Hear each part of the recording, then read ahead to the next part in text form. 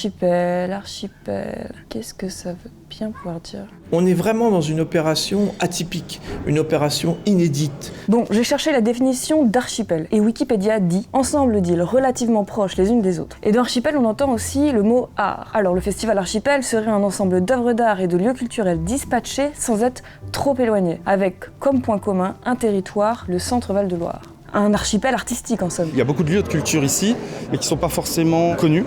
Ce festival va permettre de faire le lien entre tous ces endroits et qu'on voit qu'il y a une vraie régionalité culturelle. Ce festival tisse un lien entre le patrimoine, entre la création, entre les lieux de conservation comme les musées. Si Archipel est un gros coup de projecteur sur la diversité culturelle du territoire, c'est aussi et surtout un partenariat inédit entre la région Centre Val-de-Loire et le Centre Pompidou. En fait, pour la première fois, il y a 28 œuvres du Centre Pompidou qui sont prêtées et exposées dans les différents sites culturels et touristiques des 6 départements de la région. Pour Pompidou, c'était nous dire voilà, la collection est ouverte.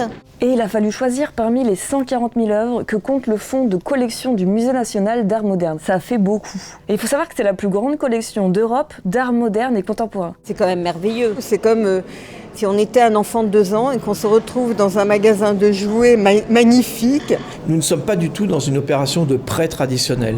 Alors, qu'est-ce qui est réellement différent? Les vœux sont exprimés et nous sommes à leur écoute pour essayer de raconter une histoire ancrée dans autant de diversité que la réalité régionale l'est. Parmi ces œuvres exceptionnelles, on pourra voir les œuvres de Michel Blasi au château de Talcy, de Max Ernst et de Raoul Dufy au musée de l'Hospice de Saint-Roch, ou encore celle de Ettore Stossa, c'est Raphaël Soto, désolé pour la prononciation. Vous pourrez aussi voir l'artiste international chinois Wang Qiping sculpter en public une œuvre monumentale au château de Chambord. L'art contemporain aura toujours sa place à Chambord et grâce à cette initiative, on va pouvoir accueillir de nouveaux artistes et les faire rayonner. Et c'est pas tout. Exceptionnellement, il y a des maisons d'écrivains et des ateliers d'artistes qui sont ouverts au public, comme par exemple celui d'Olivier Debré au Madère ou encore celui de la jeune artiste Anaïs Dune.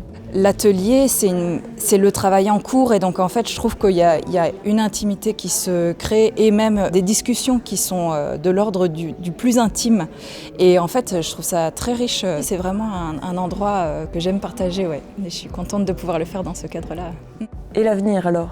Il s'agit d'engager dans la durée un conventionnement avec Pompidou, faire en sorte que nous puissions, par l'art, par la culture, partager des émotions. Pour info, le festival s'inscrit dans le label Nouvelle Renaissance et vous avez jusqu'au 5 novembre pour découvrir la région au travers de ce parcours artistique qui s'appelle le Festival Archipel.